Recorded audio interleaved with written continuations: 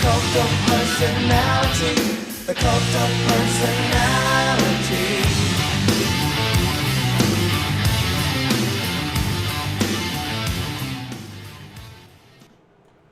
What's going on, guys? I am coming at you with another podcast. I am Rafael Chaidez, the host of the Full Heel Podcast, and thanks a lot for joining me for another episode. I think this is episode number 66 or 65. I'm not sure. Let me check real quick. But yeah, thanks a lot for joining me. Today I am going to be talking about UFC Fight Night 131 Utica. It's the first ever event that was held in upstate New York, Utica, for the UFC. So it wasn't a huge stadium. It wasn't a huge venue, but it's good for the UFC to go visit their fans. And it's episode number 65. I'm going to be giving you the results. So there's going to be spoilers if you guys did not watch the card. This was a Friday card, not a usual Saturday card that we always get, or a Sunday card that we had last week for the Liverpool card, Thompson versus Darren Till. This was, like I said, UFC Fight Night 131. Jimmy Rivera versus Marlon Moraes. That was the main event. And then in the co-main event, we had Gregor Gillespie versus Vince Pichel. That was the co-main event. And then, I guess we could just run down the card after that. But yeah, those were the two cards. We also had the debut of Shorty Torres from Chicago. So big shout-outs to Shorty Torres.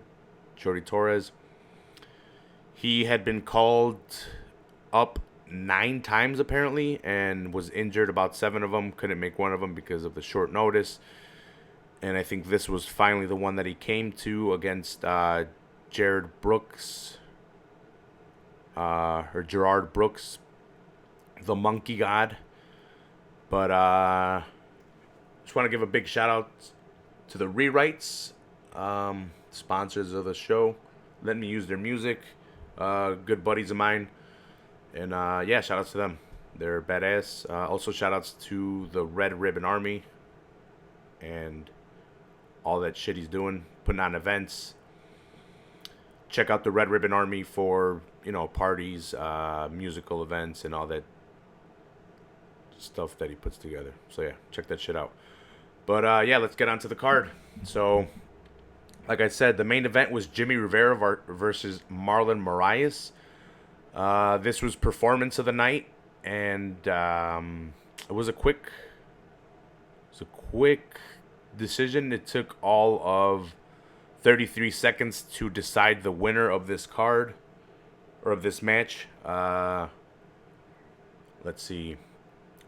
Marlon Moraes, for people that, Marlon Moraes, for people that don't know, was a World Series of Fighting champion. He trains with Frankie Edgar, Edson Barbosa, Eddie Alvarez, that whole crew. He trains with that whole crew. Ricardo Almeida. And not a lot of people knew who he was, and he pretty much had to prove his way through the rankings of the UFC, despite even though he had the World Series of Fighting championship. And you know what? That shouldn't guarantee him a spot as a number one contender coming from the World Series of Fighting. The UFC is the UFC. And that's not, talking down to World Series of Fighting. They have some great fighters coming out of there. Some top-ranked fighters that do well. We have Gaethje coming out of there. We had Marlon Moraes coming out of there. Let's see, who else can I remember that's coming out of there? Besides Gaethje and him, I can't... lighter weight guy. Torres wasn't out of there. He's out of Titan. I can't remember. But, yeah.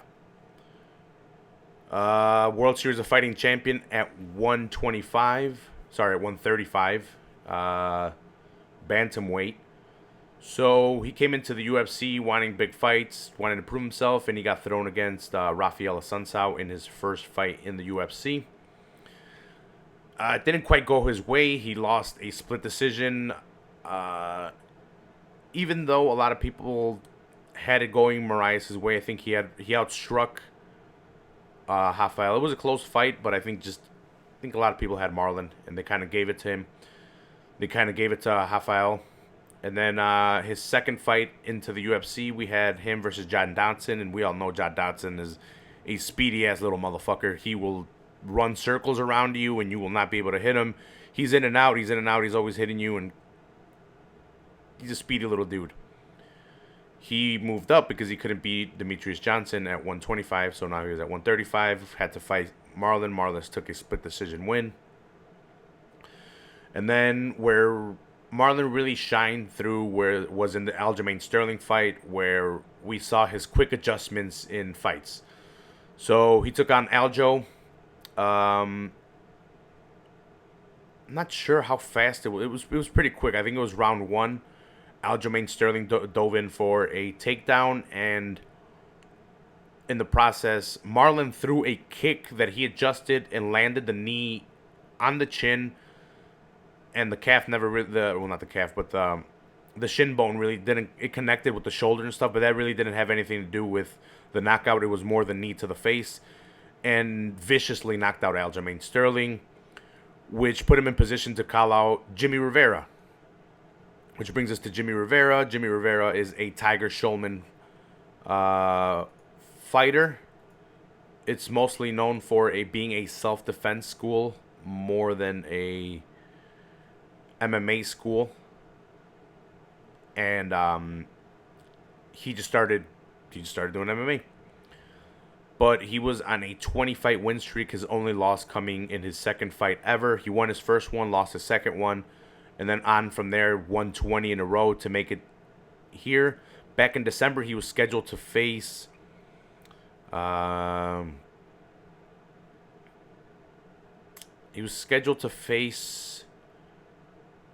Dominic Cruz back in December, but Dominic Cruz broke his hand or his forearm, I believe it was, and he pulled himself from the fight. He couldn't make the fight. So again, perfect for Marlon Moraes, coming off a badass, vicious knockout of Aljamain Sterling. He calls out Jimmy, and just continually calls him out, saying that fight needs to happen. There was a little bit of, I don't know, I guess, confusion for the fans as to what was going on, because Marlon asked for the fight. I think Jimmy accepted the fight, but then Marlon declined the fight, and then he accepted the fight after Jimmy did it. I don't know. It was a little bit of weird shit going on. I bet it was a lot of negotiating, and pretty sure these guys got paid. It was the main event, and it did deliver performance of the night, and it was a quick knockout. So, like I said, it ended in 33 seconds. Jimmy Rivera and Marlon Moraes coming forward, both of them.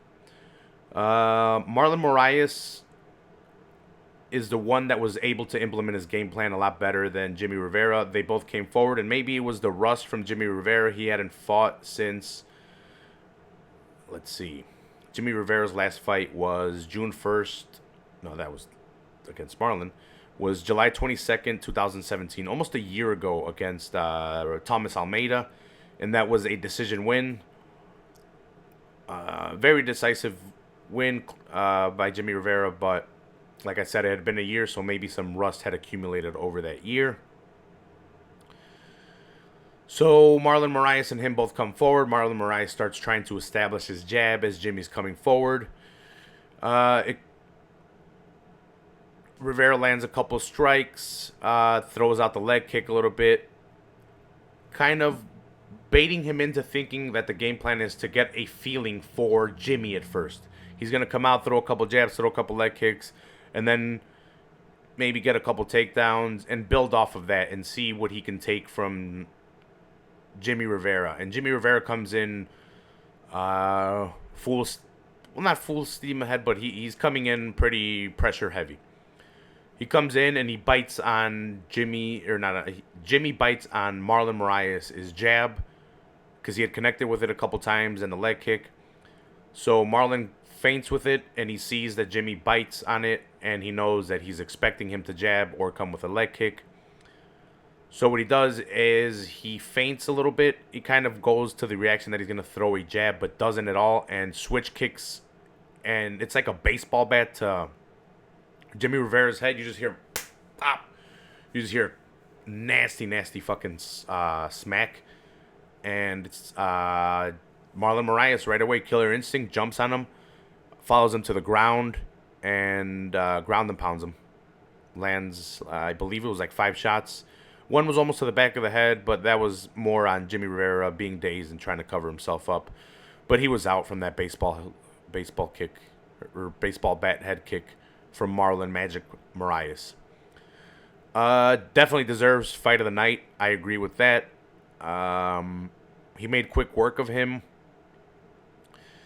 And now we have to see what's going to happen with TJ Dillashaw and Cody Garbrandt. We need to see what's going to happen between them two, because now we have a clear-cut contender. If not, they might throw Marlon Moraes at Dominic Cruz, but I don't think you should stop the momentum that Marlon has. I think these guys fight soon already in July. I'm not sure. I think they fight in July. So that he wouldn't have to wait that long. He just has to take the time off till they fight to figure out what's going to go on and see if they can come up with something quick to maybe they can set up the winner of that fight between Marlon. But here's the thing. Marlon could be kind of screwed because Cody was champion and TJ beat him. If TJ loses his belt to Cody in the rematch, we might get a trilogy fight because those two guys are really exciting and they're both knockout. They can both knock each other out, and we might see that in this fight.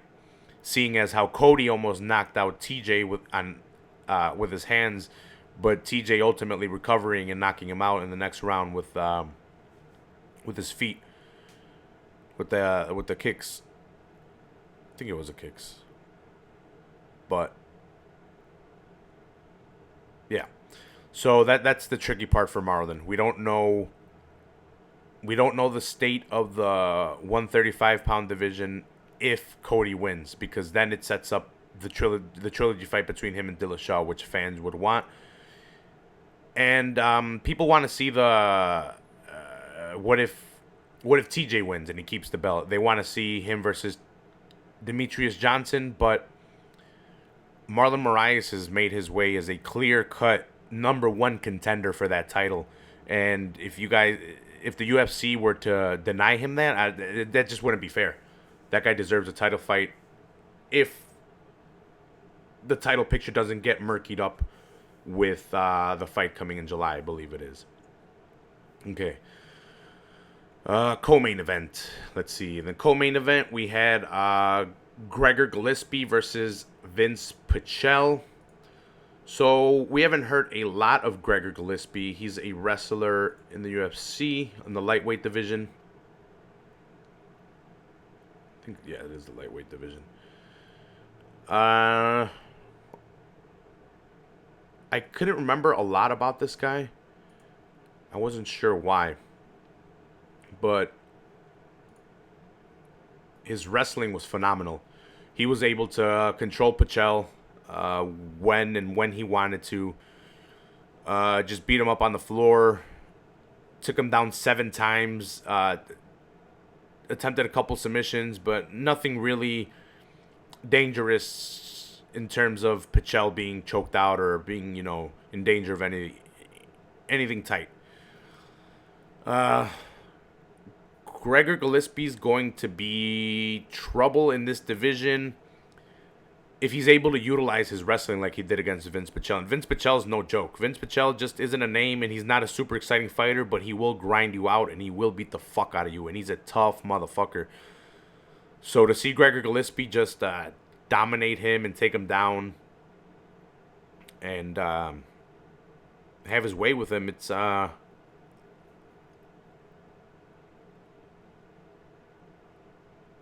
kind of telling of Gregor Gillespie's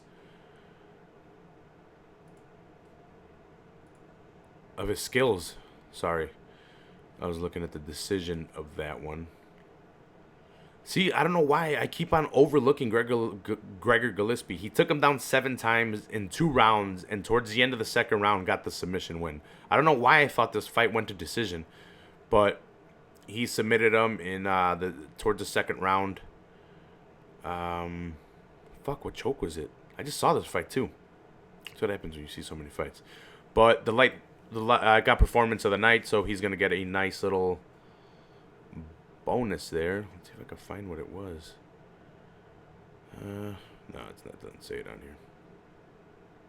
But Gregor Gillespie needs to be at least in the top 15 by now with that performance and his skill set. He's not a bad striker, but he definitely should work on cleaning that up. But yeah, throw that guy. He doesn't like calling anyone out, so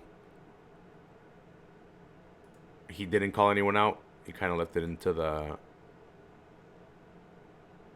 up to the UFC matchmakers, which, you never know what they'll give you, so don't always leave it up to them. Sorry, someone messaged me over here. I'm a little distracted, but let me put that shit away. All right, that was the co-main event. Gregor Gillespie winning by submission over Vince Pichel. And then the third fight was Walt Harris versus Daniel Spitz. Let's see. Walt Harris had previously lost, maybe if you guys remember, to Verdum. Verdum got thrown in there quick. I forgot who was a quick call up for. Either it was for Verdum. I think it might have been for Harris. So Walt Harris had to take on Verdum, and Verdum made quick work of him, took him down to the floor. I think eventually got the armbar, a quick armbar on him, which, it's no fault of Walt Harris. Fucking Verdum is, man, probably the best heavyweight submission guy. It's hard not to give it to him by his resume. But yeah, Walt Harris had lost to Godbeer in a disqualification, which was a weird one. It was like a weird. I don't think, if I remember right, he shouldn't have been disqualified, or he shouldn't have lost. It wasn't his fault. And then he lost to Fabricio Verdum in the first round submission. But this one, he gets the TKO. Round 2. Daniel Spitz was he was looking really good. His striking was looking very crisp. He was very bouncy. He was using the outside of the octagon very well. He was dancing around, trying to avoid Walt Harris's strikes. Walt Harris being the stronger of the two, the more muscular and the more explosive of the two fighters. Walt Harris just landed some strikes, got him against the cage, and just beat the fuck out of him on the floor to the point where Daniel Spitz just didn't want to get up even after the ref pulled him off. He took some ground and pound against the cage. No good for him. Walt Harris picks up a much-needed victory after taking 2 L's. One, like I said, in a disqualification to Godbeer, and the armbar loss to Verdum. So this was a good win for him to get back on track. And then after that, or before that, we had Jake Ellenberger versus Ben Saunders. Seeing Ellenberger lose like this, it's not good, man. Just because he was called the Juggernaut for a reason. He was destructive. He used to knock people out. He had very heavy hands, and I guess people just figured him out to the point he got fired, and he literally went and begged Dana White for his job back. And Dana White gave him a chance, and he beat Matt Brown in the performance of the night back in 2016, which gave him another shot against Masvidal. He lost. Mike Perry beat him back in April 2017, and now we see him back against Ben Saunders, and Ben Saunders lit him up. I think it was a knee to the stomach that started it and just folded Ellenberger. And yeah, it was 2 minutes into the first round. Quick knee ended Ellenberger's night. Saunders jumped on him, and that was the end of that night.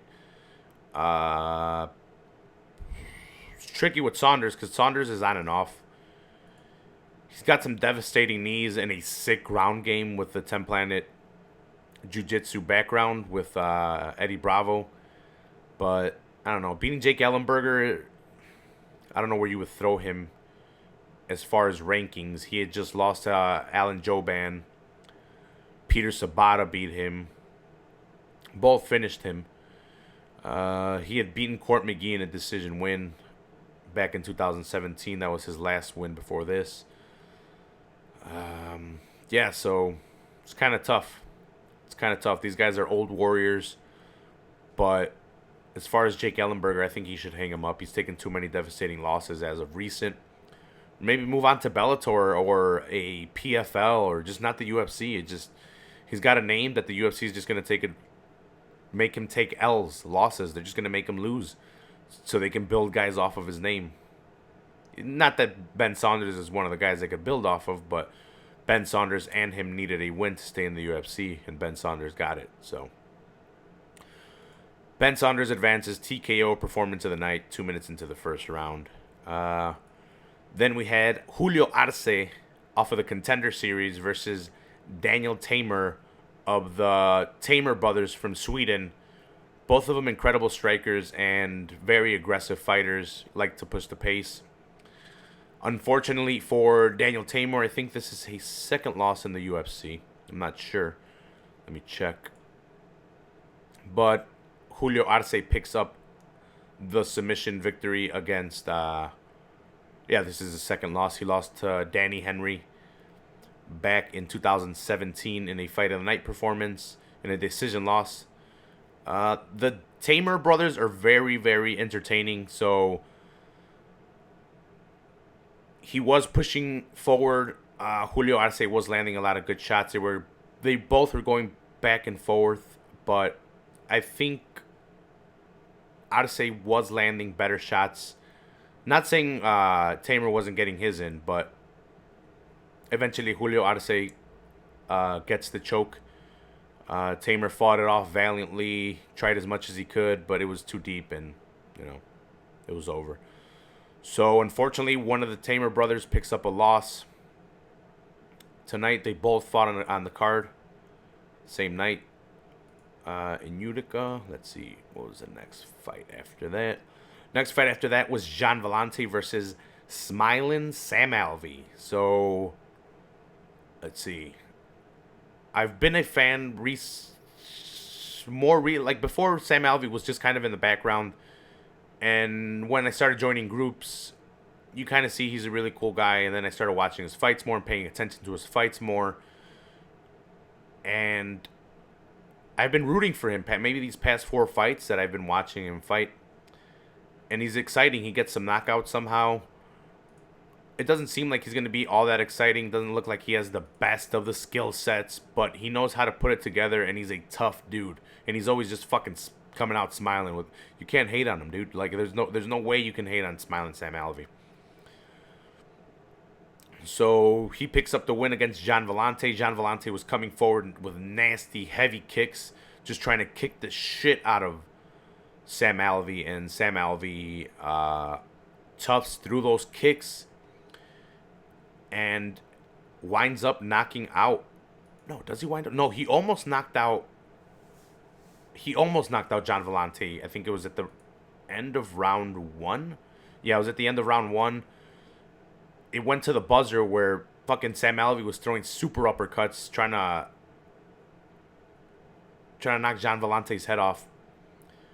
But Jean Vellante was able to survive, and it went to decision. But ultimately, Sam Alvey pulled it off.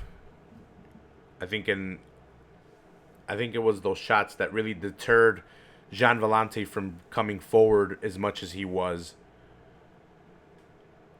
But yeah, Sam Alvey picks up the win.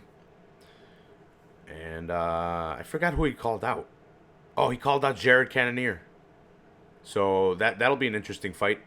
I want to see that one, and it's at 205. So Sam Alvey was huge. He was bigger than John Vellante, and not cut. Like John Vellante was cut.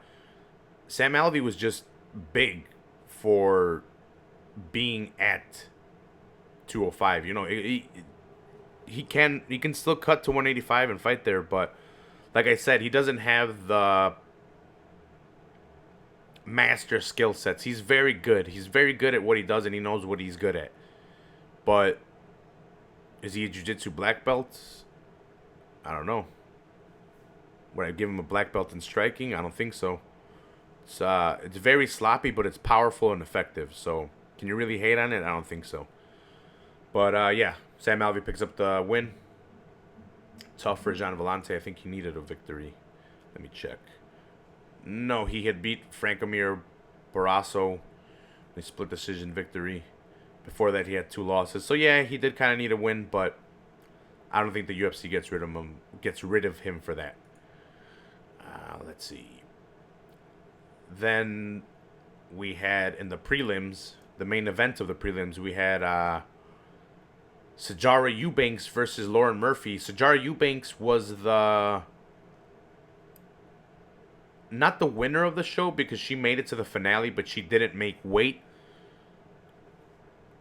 So Roxanne Manafir, I hope I remember her name, stepped in for Sijara Eubanks against Nico Montoya, and Nico Montoya wound up winning the 125-pound title. So this is Sijara's first fight back from that. She takes on Lauren Murphy in what was, I'm not going to lie, a boring-ass fucking fight. Sijara was calling for a title fight after the winner of Shevchenko and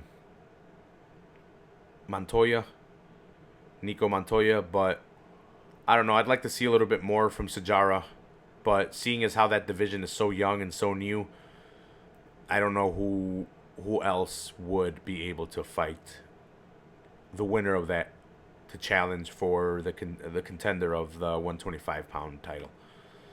Boring fight. Lauren Murphy takes the L. Lauren Murphy's jiu-jitsu just wasn't effective against Sijara's pressure on the floor. She was able to push through Lauren Murphy's submission attempts, and Sijara's striking was better. Her jab was a lot crisper. She was able to get behind that and run through Lauren Murphy. And then in the next fight on the prelims, FS1 prelims, we had Nick Lentz versus David Tamer. Tamer is the younger brother, I believe. Yeah, David Tamer is the younger brother, and he previously had 4 victories already in the UFC. Nick Lentz being a veteran of the UFC, having a ton of fights. Let's see how many he had. He's fought in the UFC since back before 2009. Oh, no, maybe. Yep, no, that's his full history. So in 2009 was his first fight in the UFC against Rafaelo Oliveira. Yeah, in a decision win. He has had an up and down career in the UFC, but mostly picked up wins. He is 39-2 with 1 no contest. And took on a very game Tamer brother, younger Tamer brother. Like I mentioned, 4 wins in the UFC. Before this, he had beaten Drakkar Klose, Lando Venata, in which I remember was a war. Before that, he had beaten Jason Novelli, and before that, Martin Svetson. So he takes on Nick Lentz in what was a highly contested fight by both guys. Nick Lentz coming forward, trying to take him down, but also exchanging.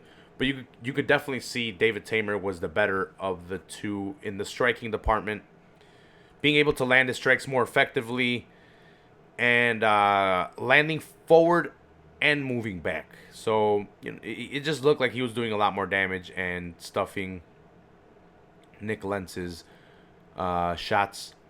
There was a kind of questionable instance against the cage where the ref was kind of warning him at times. Not really warning him, kind of half warning him, not giving him the official warning. But Nick Lentz was kind of pushing forward with the takedown, kind of pushing his face against Tamer's body, like neck area. And then when he would drop down, Tamer's hands would kind of be out and extended, and it kind of looked like he was raking the eyes. It did look kind of dirty. It looked half dirty, half not. It looked like it was in the motion of defending takedowns and them both moving and being in a grapple situation. There was an instance where there were two instances of that where Nick Lentz was complaining about raking of the eyes. It wasn't super clear. And then there was an instance where David Tamer was against the cage and he did grab the cage, and the ref told him not to grab the cage, where he almost got taken down. So a lot of people were complaining about that, but David Tamer ultimately picks up the win, his 5th win in the UFC, and he's an exciting fighter, so keep your eyes out for David Tamer. We'll see where he winds up next, who his next opponent is after this. Before that, we had Belal Muhammad versus Chance Rencontre. I don't know. Belal Muhammad is from Chicago. He is fighting through Ramadan, so that means he is fasting at the time since March 17th.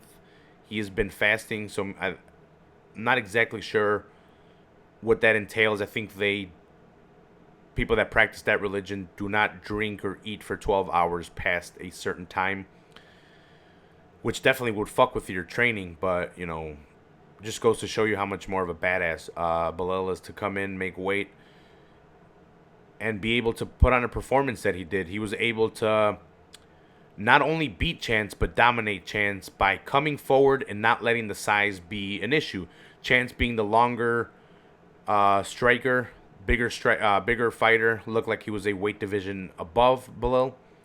Belal used his forward pressure to use his striking very effectively, used his boxing, and he was able to land some takedowns as well. He tried a couple of submissions, but ultimately wound up getting the decision win, 30-27 in my estimation.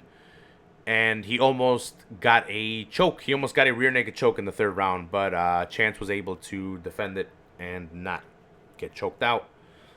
I like to see Belal get a higher ranked opponent now, maybe a name opponent, to see how he fares against them. Maybe it's not too fast, but I like cheering for the Chicago natives, so big ups to Belal Muhammad. And then in the fight before that, opening the FS1 prelims, we had Desmond Green versus the veteran Gleison Tibau. And before this, I had talked about it with Jeff. It was a matter of what Gleison Tibau we were going to see. Were we going to see the Gleison Tibau of old, or were we going to see the old age-ridden Gleison Tibau that hasn't been able to outwork his opponents, he hasn't been able to pressure his opponents or wrestle his opponents, and maybe it's a matter of the sport catching up to him or age catching up to him.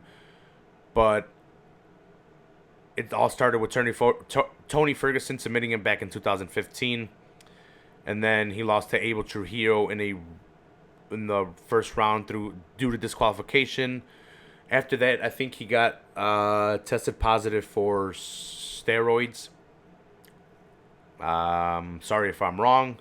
I believe that's what it was, but that was back in November 7, 2015. He came back in January 20th, 2018 against Islam Makhachev. Islam Makhachev was able to TKO him in round 1. So me and Jeff were kind of weary about what was going to go on between Gleison and Desmond. Desmond being able to take a good shot, being a good striker, not necessarily in kicking wise, but he does have a good boxing pedigree, meaning he can put together a good jab, put together a good 1-2, and he's a very heavy pressure wrestler. He can take you down. He's got a very good shot, and he's super explosive. And I haven't really seen him gas all too much. I have seen him slow down throughout the rounds, but who doesn't? Desmond Green was able to stay behind his jab the whole 3 rounds.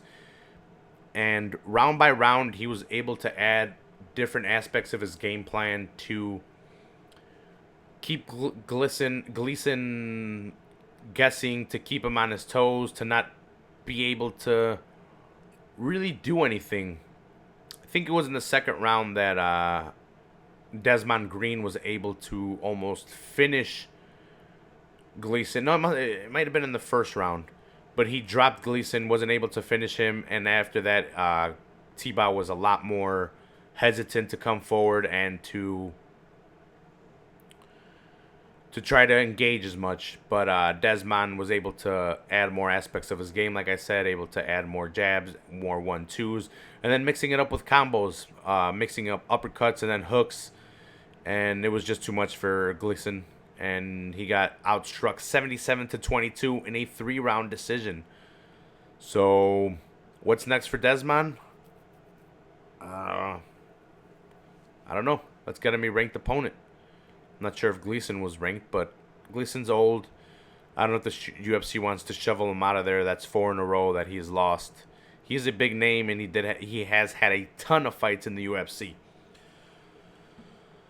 He didn't get finished, but he wasn't able to muster any kind of offense. He did land some shots, but Desmond's a tough dude, tough young fighter. He really didn't get affected by anything Gleason was able to do. So, we'll see what's up with those two. We definitely see a rise in Desmond and a decline in Gleason. So, in the early prelims, the UFC Fight Pass early prelims, the second fight we had was Johnny Eduardo versus Nathaniel Wood in a Performance of the Night fight. Very good fight. Nathaniel Wood was making his debut into the UFC. His nickname is The Prospect. Versus Johnny Eduardo. Johnny Eduardo being Brazilian. Very good at Muay Thai. Very, very pressure heavy in the striking department. Kicks and punches. These guys were both exchanging very well and both getting their licks on each other. Johnny Eduardo kind of outstriking Nathaniel Wood up until Nathaniel Wood was able to get it to the ground and get a Darce choke in. He wrapped up his feet while he was working on the neck. Once he knew the Darce was kind of locked in, he let go of the foot and kind of just sat down on it and just laid down on it and let the pressure take over and submitted Eduardo 240 of the second round. Great win for Nathaniel Wood. And we'll see what they throw at him next. That was his first fight, so we'll see. And another debut, we had Jose Shorty Torres versus Gerard Brooks. And it was looking tough for Torres, the Chicago native. I was rooting heavy for him, Shorty Torres. He took this fight on short notice, 9 days out. He was 26 pounds overweight. That was a quarter of his body weight that he had to lose in 9 days. So I don't know how much that brings into his performance, how much that affected his performance. But he definitely came in a deficit because of that. He says he didn't. I heard him today on shoutouts to the MMA Hour, Ariel Hawani. But, it definitely had to have. He was getting outstruck because, in my opinion, he was trying to push the pace, trying to be the aggressor against Brooks. Brooks was finding his range very well, landing very effective strikes, landed a spinning back fist that dropped Shorty, and Jared was just not able to finish the Darce or jump in for a guillotine or take the back. Torres was able to survive and get up. The round ends. Round 2 starts, more of the same. Shorty taking a lot of damage, unnecessary damage, taking a lot of strikes. Jared shoots in for a double leg. Shorty defends it, but ultimately gets picked up, and it looks like he's going to be slammed. So what he goes for is he locks the hips, meaning he locks his arms around the waist as he's being draped over Jared's shoulder so he doesn't get slammed forward. So the only way he can be slammed is if he drops to the side or drops straight back. Jared, that is. So Jared kind of drops over to the side, but what winds up happening is both of them come down on Jared's head, and he winds up knocking himself out, giving Jose Shorty Torres Diaz. Sorry, there is no Diaz. Giving Jose Shorty Torres the opportunity to pretty much take Brooks's back and just land a bunch of shots. He's just landing a bunch of shots. He really doesn't land the hooks in because he felt Brooks kind of go limp from under him. And awesome win for Shorty Torres. But ultimately not the performance he would have liked, but the performance, he'll take. He did get taken down 2 times. He did get a takedown for himself, but ultimately Jared Brooks knocked himself out, giving Shorty Torres the victory in his debut fight in Utica, UFC Utica. All right, that's the end of UFC Fight Night 131 Utica, the results, but that's not the end of this show. Like I said, thanks a lot for joining me, and rate, review, subscribe. I'm going to go into UFC 225. Robert Whittaker versus Yoel Romero. I got tickets. They're not the best of seats, but I'm going to be in the building for this fucking incredible card. We get to see the rematch of the Reaper versus the Soldier of God for the official 185-pound title. The first time they fought, which is when Whittaker picked up the belt, was a fight for the interim belt. Michael Bisping had the belt. They had offered him 2 of these fights, or a fight against either of these guys, but I think he was injured or something, his knee. Ultimately, they put on the interim title fight between these guys, and what turned out to be an incredible fight. Yoel tearing the ligaments of Robert Whittaker's knees in the first round by throwing kicks to the knees and fucking up Robert's movement, but Robert Whittaker was able to adjust, even though he was limping a lot through the fight, and was able to defend the takedowns from Yoel Romero, Soldier of God. I love you! But ultimately, Robert Whittaker picked up the win in the first fight, and we're getting a healthy Whittaker, so pretty sure he's going to be a lot more cautious about those kicks to the thigh, knee area, where Yoel's going to be aiming probably to try to take away this guy's movement again, because Whittaker is the striker with good takedown defense.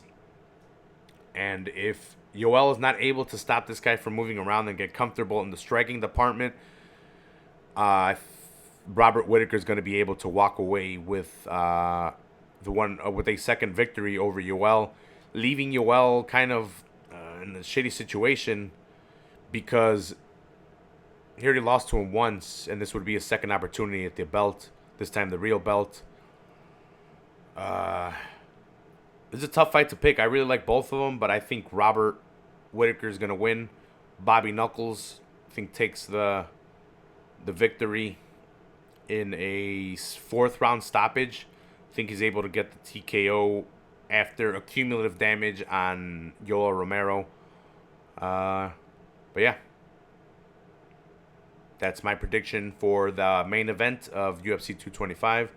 And then the co-main event, we have Rafael Dos Anjos, my tocayo, versus Colby Covington.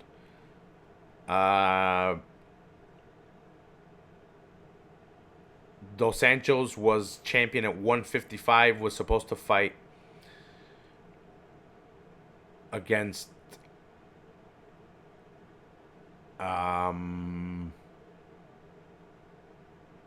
he was supposed to fight against Conor McGregor, but Dos Anjos broke his foot, so Conor fought Diaz, which gave us the Diaz fights. Dos Anjos fought Eddie Alvarez. Eddie Alvarez picked up the win, and then Eddie Alvarez lost the title to Conor. Dos Anjos has moved up to welterweight since then because it was a tough cut for him. He had fainted once or twice, due to the cut. So he decided to move up, which was a very smart decision on his end. He has picked up, I believe it's 4 victories ever since moving up there. Well, this might be his 4th fight there. Let's see. All right, so he lost to Tony Ferguson. That was his last loss in 155. So he moved up, faced Tarek Saffiedine, beat him in a 3-round decision.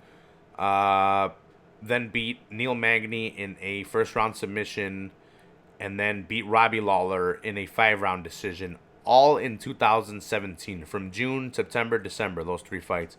And now we get to see him back in June.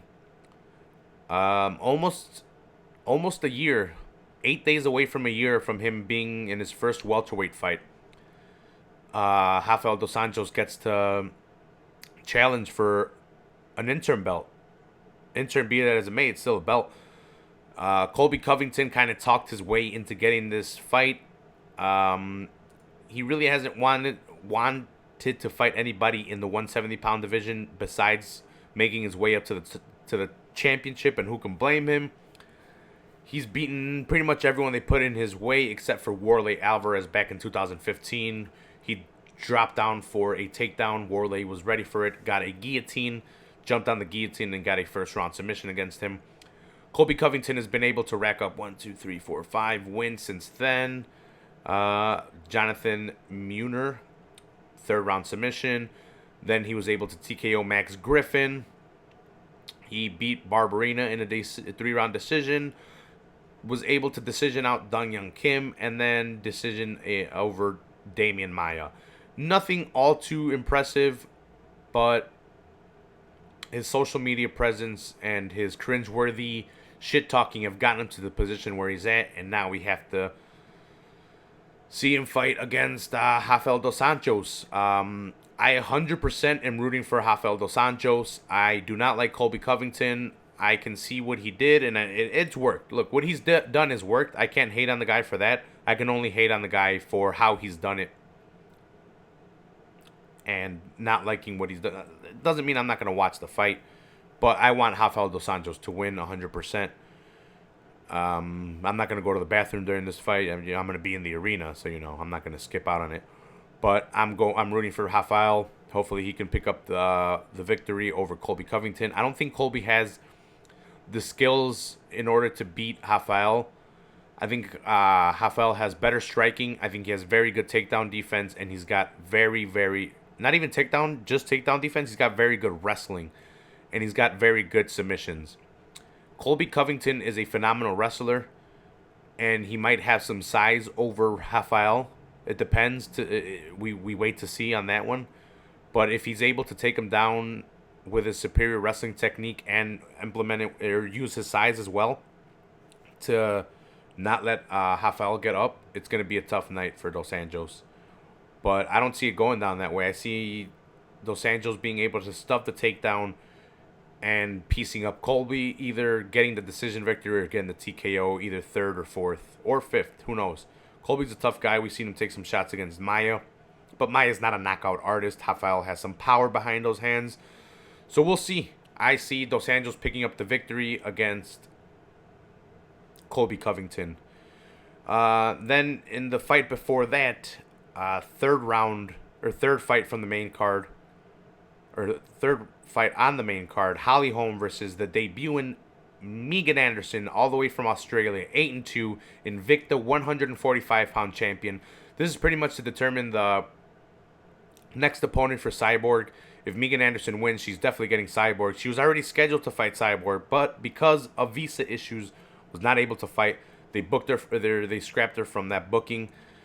Holly Holm has previously lost to Cyborg in that fight, so I don't think we want to see that one again. But there is no other contenders at 145, so we'll see what happens. Holly Holm has incredible striking. She can evade getting into crazy battles with other good strikers, and she's able to come out ahead, pointing them out, using the outside, using her distance, and establishing her jab and her combos. Megan Anderson is very good at striking as well. from what I've seen. She's only 8-2, but I don't think she has an extensive boxing record like Holly Holm does. So it might be a factor of Anderson's aggressiveness with those kicks, and if she's able to fuck up Holly Holm. We'll see. I hope Megan Anderson wins. I really like Holly Holm, but I'd like to see a contender for the 145-pound belt, and I'd like to see her do very well in this fight. We'll see. Second fight on the main card, we have Tai Tuivasa versus Andre Arlovski. Andre Arlovski being the old war dog. Tai Tuivasa being the new guy. Bam Bam from Australia. 9-0 in the heavyweight division. Andre Arlovski being 27-15, 1-0 contest.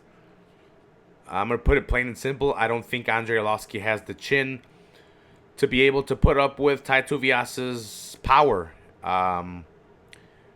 Andre might be the better striker. He might be able to evade some shots, but ultimately he's going to get tagged. And when that happens, that's going to be it. I think Andre, once he gets hit once or twice, he's going to go into full panic mode and cover up. And Ty's just going to blanket him with shots and destroy, just ultimately destroy him. I don't see Andre winning in any way whatsoever in this fight, but he's pulled it off before, so we'll see. We'll see what winds up happening. Tai Tuivasa has knocked out all 9 of his opponents, so that's that. And then in the first fight of the main card, opening up the main card, the pay-per-view, opening up the pay-per-view, so we have CM, the Cult of Personality Punk, Phil Brooks. So I'm excited because I'm a pro wrestling fan. I've always liked pro wrestling. I'm a CM Punk fan. That being said, I know this is MMA, and I am not disillusional. I know the skill sets these two guys bring in, and me rooting for him, I know leaves me open to criticism, but just because I like the guy and I want to see him win, whatever. You guys could say whatever you guys want. You guys aren't CM Punk fans. You guys could be Mike Jackson fans. The Truth Jackson. So these guys are both 0-1. They both lost to Mickey Gall. Mickey Gall was on Looking for a Fighter series for Dana White, and he called out CM Punk. He wanted that fight, so they threw him into the UFC against Mike Jackson. Mike Jackson's first fight in the UFC as well.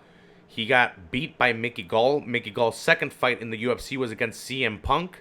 He destroyed both of them and walked through them, leaving both fighters 0-1 in their professional debuts in the UFC. And both looking for redemption. One of them's going to get it. They're both 0-1. Someone has to get a victory. No matter what, someone's going to get a win in the UFC. Think about that one. These guys will be able to claim they have a fight on a major pay-per-view for the UFC. I want to see them fight, and I have nothing against them being on this card. But being the first fight for the pay-per-view, I get it. CM Punk's name. But it's just a giant slap to everyone else's face. And, I'm rooting 100% for CM Punk.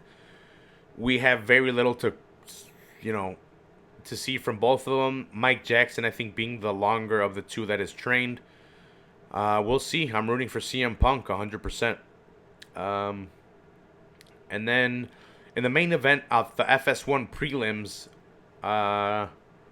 we have Alistair Overeem, number 2 in the heavyweight division, versus number 4, Curtis Razor Blades from Chicago, fighting out of Colorado, I believe.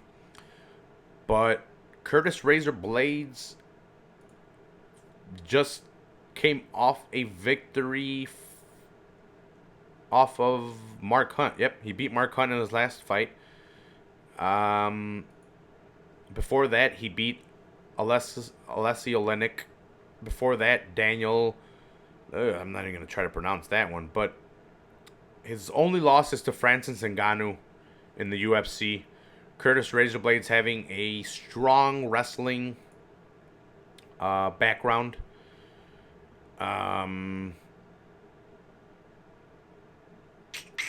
But Alistair Overeem is no slouch in the wrestling department.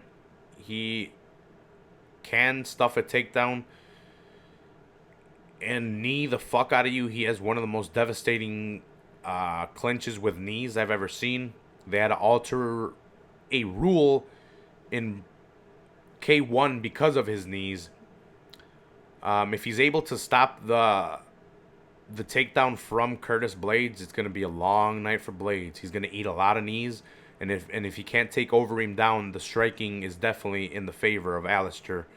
Now, the chin isn't there for Alistair anymore, sadly, but Curtis Blades, his striking is very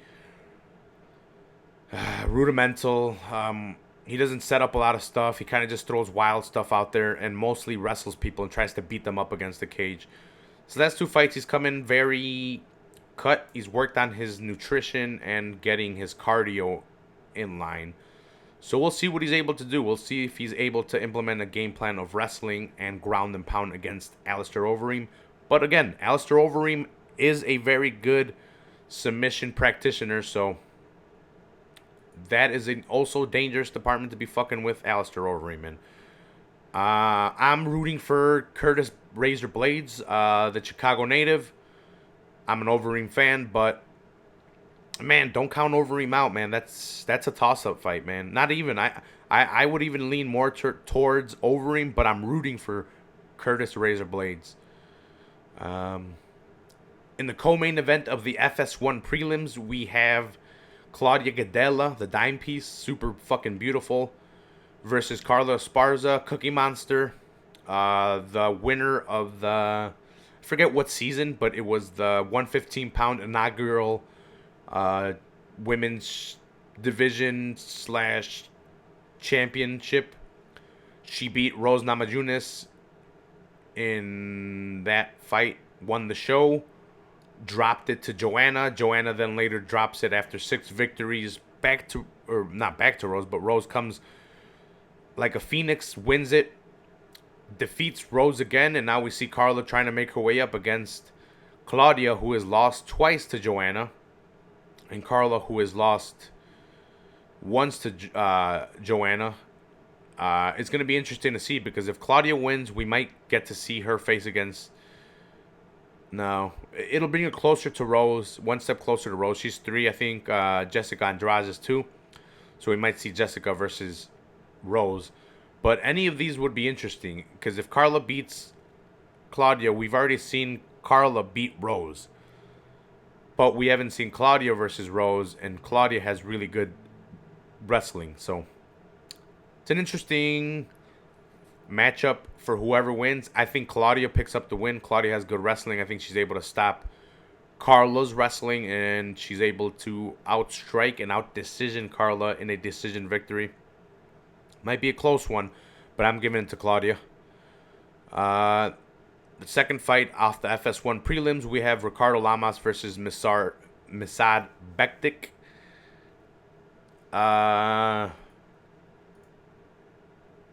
Lamas being from Chicago, again, I'm rooting for Lamas. I'll tell you who I am going to be more rooting towards. Let's see. Misad has beat Godfredo Pepe. He lost to Darren Elkins in the last round in the fight he was dominating.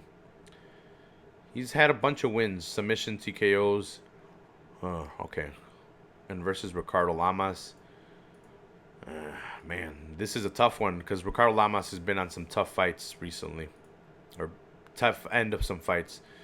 Being knocked out by Josh Emmett. Before that, he beat Jason Knight. And then before that, he beat Charles Oliveira. Back in 2016, he lost to Holloway. I'm going to go with Ricardo Lamas. This one's a tough fight to pick. I think it's a 50-50 fight. Machard has showed some great skills, especially on the floor. But Lamas is not someone you just count out. I know he did get knocked out by Josh Emmett. That might have been him underestimating Josh Emmett, but I don't know. I'm going with Lamas. Again, Chicago native. I'm rooting for that guy. Let's see. Rashad Coulter, Daywalker versus Chris De La Rocha. I don't know much about these guys. I've seen Rashad Coulter.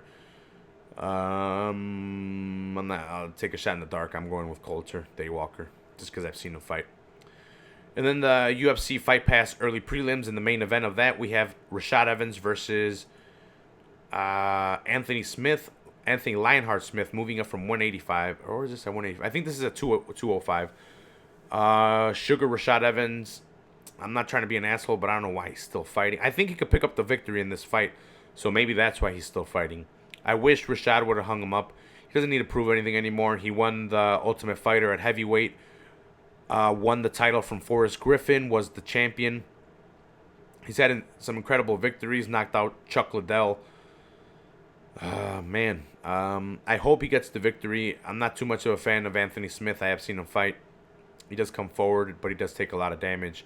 Rashad's chin hasn't been there as of late. He is older, so we'll see. I'm going with Rashad just because I like the dude. And then in the co-main event of the FS1 Fight Pass, the early prelims, we have Joseph Benavidez versus Sergio Perez. Joseph Benavidez coming back from, I think it's been a year. He's been gone for a while. We haven't seen him fight in a while. Maybe he's just been working on his skill set. He had been beaten by Demetrius twice, so the title shot wasn't guaranteed to him, even if he had won a bunch. Maybe now that he's away and he could pick up a win against Sergio and then maybe one more, maybe they'll throw him against DJ. Maybe another title shot at that. Maybe if he wins, I don't know. It's tough when you've lost twice and DJ's still the champion. But if DJ wasn't there, Joseph Benavidez would 100% be the champion of this division. He's an incredible fighter, 25-4. Sergio Perez, phenomenal fighter as well. I just think he's a little bit too early in his career to be taking on a guy with so much experience. I'm going with Joseph Benavidez in this one. Clay the Carpenter Guida versus Charles Oliveira, the Bronx. I think this is at 145. I'm not sure. I like Clay Guida. He's from Chicago.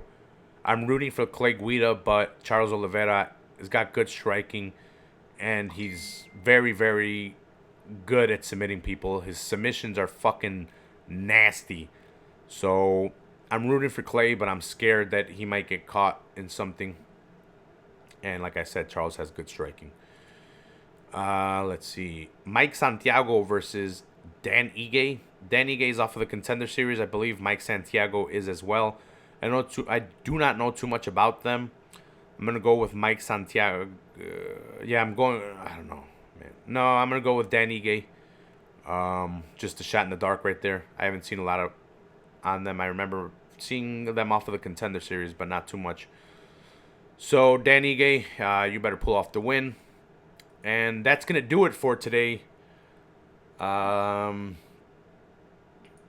This has been the UFC Fight Night 131 Utica results. And the UFC 225. The UFC 225 Romero versus Whitaker 2 preview. And thanks a lot for joining me. Please rate, review, comment, share, do all that stuff. It really helps out the show. And yeah, I'll see you next time, cocksuckers. I love you guys. Peace.